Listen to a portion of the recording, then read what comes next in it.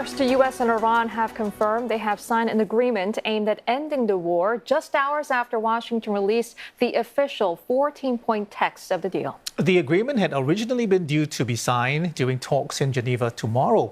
Washington and Tehran say the memorandum of understanding was signed electronically by President Trump and Iranian President Masoud Pezeshkian. A U.S. official says the document was also digitally signed on Sunday by Vice President J.D. Vance and Iran's chief negotiator Mohammad Bagher Kalibaf in a ceremony witnessed by Mr. Trump. Iran's foreign ministry spokesperson says a 60-day period to negotiate a final agreement begins today. Earlier, President Trump stressed that the time frame should not be viewed as a strict deadline, but warned that military action remains an option if Tehran fails to comply with the terms. If it doesn't get done in 60 days, that's all right. We go back to bombing. You know, I don't want to do that because it's so good. But we might have to, because we're never going to let them have a nuclear weapon. But the deal between the U.S. and Iran has been described by President Trump as performance-based, with Tehran benefiting only if it complies with its commitments. So what exactly is in the agreement? Well, the memorandum calls for an end to all conflicts linked to the war, including the fighting in Lebanon. Tehran has warned that any continued Israeli military operations in Lebanon would amount to a violation of the agreement and would prompt a response. But the deal also requires Iran not to develop, acquire, or possess a nuclear weapon. In return, the U.S. would begin lifting restrictions on Iran's economy, including ending its blockade within 30 days and unfreezing Iranian assets. And at the same time, the agreement commits a $300 billion fund for the reconstruction and economic development of the country that Washington is not required to contribute. It also seeks to safeguard one of the world's most important shipping routes. It guarantees safe passage through the Strait of Hormuz, with transit fees waived for 2 months. Iran says it retains sovereignty over the waterway and reserves the right to begin charging vessels once that period expires. Both sides will now enter a 60-day negotiating phase aimed at reaching a final agreement, though the timeline can be extended if Washington and Tehran agree more time is needed. Well, Jamsheed Choksy is Distinguished Professor at the Indiana University Bloomington. Professor Choksy, good to see you again. I want to start by asking you about the deal itself. It seems rather one-sided at this point, with a lot of concessions made to Iran. I know, this is in flux, pretty dynamic, but I'm wondering what you think the US's thinking might be behind this. I think that we should approach it from the viewpoint of President Trump.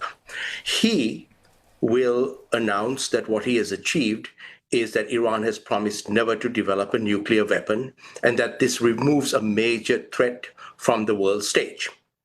And he will point out that that is important for the entirety of the Middle East and the world. So in that sense, it does. From President Trump's viewpoint, it would not sound lopsided. Economically, certainly, it opens many doors for Iran. And the question that remains is whether Iran will use the funds that are becoming available for good or for bad. That is a very big question. Let's delve into that. President Trump saying the U.S. is not going to pay 10 cents.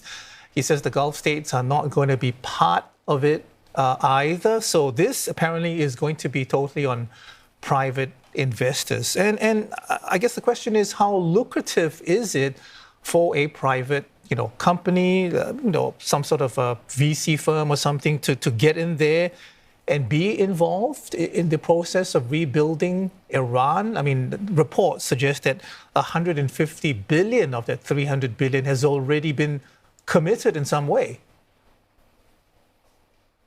Indeed. So the reports, as you pointed out, are that half the amount has already been committed. We do not know, however, who has committed the funds and what the strings attached to that commitment are. What we do know is that the United States is set to administer that fund and to release monies as and when Iran complies, not just with this agreement, but presumably with the broader deal that's going to be worked out over the next 60 days or longer period. So there's a lot that is unclear. And what is also very unclear is how the other Gulf states are going to react to this. The Saudi foreign minister was absolutely crystal clear today that Saudi Arabia has suffered from Iran and that it will take time to rebuild trust and assurances. So I think your important point is that indeed there may be monies committed, but will those who have committed it follow through if Iran does not comply? And we still don't know what those expectations are. Yeah, a lot of questions unanswered. But Professor, let's assume that those capital do start flowing into Iran, between sanctions relief, access to frozen assets, and this fund that we just talked about. I mean, Iran could see hundreds of billions of dollars flowing back into its economy. Just how transformative could that be for the country? And how quickly would ordinary Iranians actually feel those benefits? Right. So we're looking at potentially, if everything works out as it's supposed to or planned to, that over maybe a period of a year to maybe even a few years, Iran receives this 300 billion. Iran also claims that there's about another 100 billion in frozen assets. The Western estimate is probably between 60 to 75 billion. Most of it, at least half of it, in China. From oil sales, considerable amount in India, also from oil sales. So add that in, and then also add in Iran's wanting to charge a tariff, a toll across the Persian Gulf.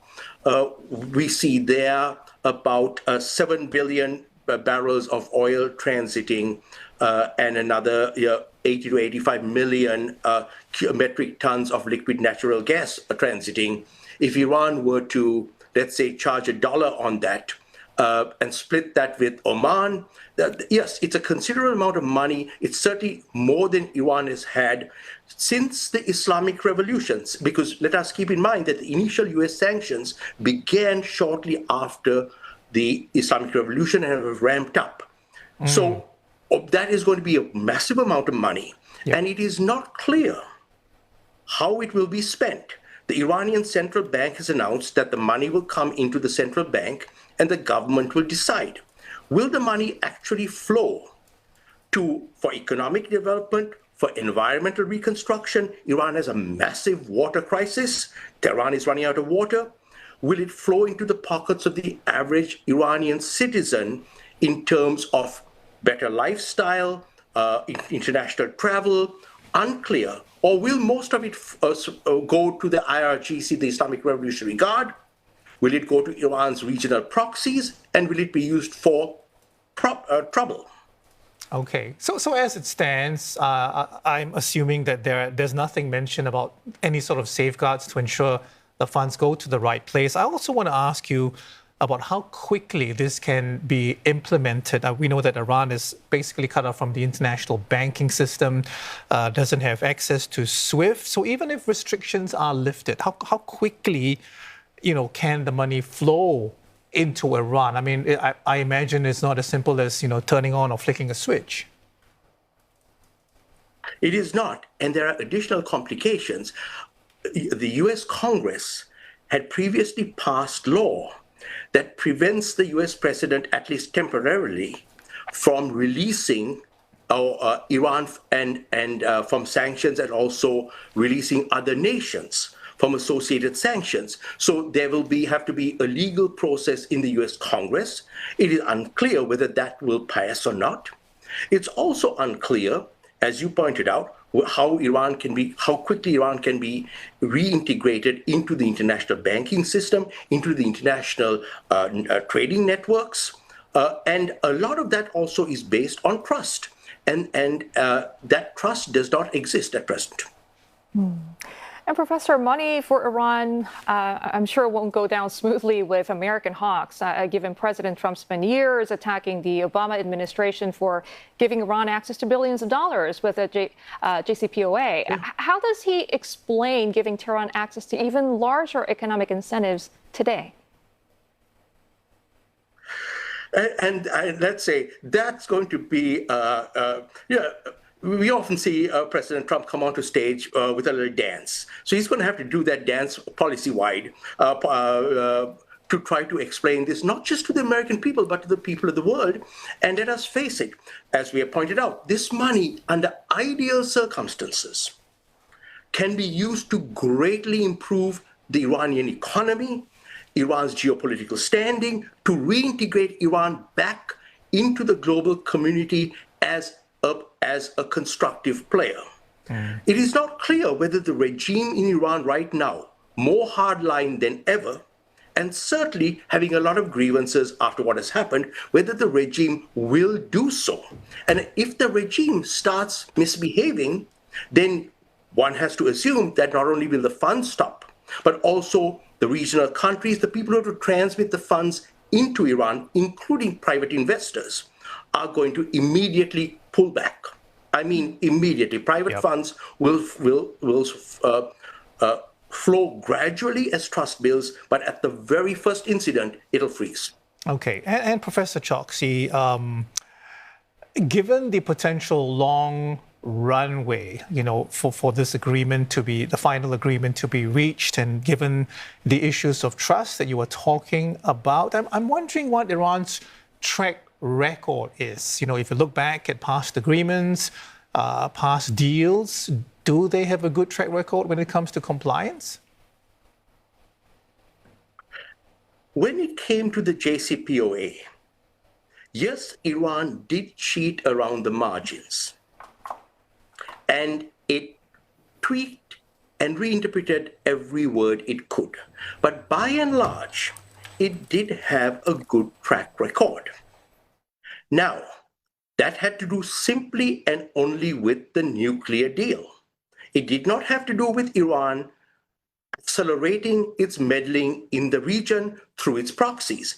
So Iran, while largely complying with the JCPOA, broke all rules around the region. And so, while Iran may actually work and comply towards this agreement, there's nothing I see in the agreement that prevents Iran from rearming its proxies. In fact, the agreement seems to protect those proxies. And if those proxies were to, say, attack Israel, one can rest assured that Israel will strike back. All right, Professor, we'll have to leave it there for now, but thank you very much for your insight, as always. Professor Jamsheed Choksy, Distinguished Professor at Indiana University, Bloomington.